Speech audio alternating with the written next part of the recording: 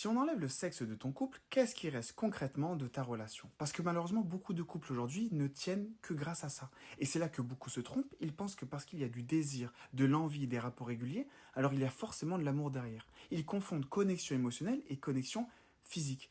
Mais pose-toi de vraies questions. Est-ce que cette personne te traite encore correctement quand elle sait qu'elle ne pourra pas te manger le tenders? Est-ce qu'elle reste attentionnée à ton égard quand elle sait que la panure va être absente pendant un moment? Est-ce qu'elle sait encore te donner de l'affection, de l'amour, de l'attention sans attendre quelque chose derrière? Parce que le sexe peut créer une illusion très forte. Il apaise les conflits, il donne une impression de proximité, une forte attache émotionnelle, mais une intensité physique ne veut pas automatiquement dire profondeur émotionnelle.